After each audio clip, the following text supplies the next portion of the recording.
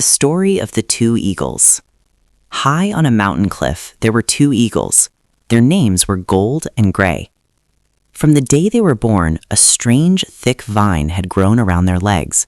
They were tied together. They were brothers, but they were prisoners of each other. Gold was the bird of spirit. He loved the sun. He trusted the wind. He wanted to fly high. Gray was the bird of fear.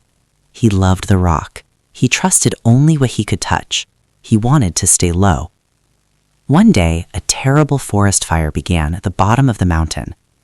The smoke rose up black and choking. The heat became unbearable. The flames climbed the cliff like hungry red snakes. Gold spread his wings and screamed, "We must fly! The wind will take us up!" But Gray looked down at the fire and panicked. "No, we will fall into the flames. We must hide in the cave." The struggle began. Gold flapped his wings to go up. Gray flapped his wings to go down. It was a violent war. Gold pulled, Gray pulled back harder. Because they fought each other, they went nowhere. They stayed on the ledge, choking on the smoke. The fire got closer. Their feathers began to singe. "Please," cried Gold, "trust me." "I am afraid," screamed Gray. "I am in control, and I say we stay." They were two living forces, canceling each other out. As long as the fear, Gray, was just as strong as the spirit, Gold, they were doomed to burn. Then the smoke became too thick. Gray, exhausted from fighting and paralyzed by his own terror, could not breathe. He looked at Gold one last time. He saw the fire coming. Gray whispered, "I am too tired to fight you anymore." Gray closed his eyes. His body went limp. Gray died. Gold screamed in grief. "No, brother, wake up. Now I am truly lost. If I couldn't carry you when you were helping me, how can I carry you now that you are dead?" The fire touched Gold's feet. He had no choice. Gold closed his eyes and jumped into the empty air. He expected to fall. He expected the heavy body of his dead brother to drag him down into the fire. But then, a miracle happened. Gold flapped his wings once. It was hard. He flapped again. It was heavy. But he moved up. Gold was shocked. He looked down. The dead body of Gray was dangling at the end of the vine. It was heavy, yes, but it was still. When Gold turned left, the dead body swung left. When Gold turned right, the dead body swung right.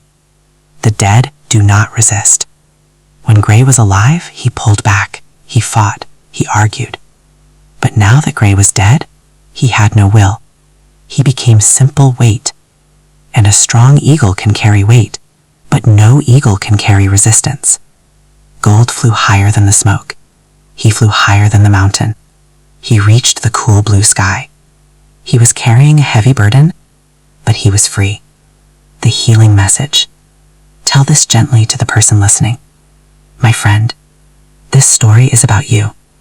You are the two eagles. Part of you is Gold, your soul. It wants to be happy. It wants to forgive. It wants to move on. Part of you is Gray, your ego. It is afraid. It wants to be right. It wants to hold on to the past. It wants to control everything. You feel stuck in your life right now. You feel like you cannot move. You think you are stuck because your problems are too heavy. But that is not true. You are stuck because you are fighting yourself. Your soul pulls up. Your ego pulls down. You are exhausted because of the war inside you.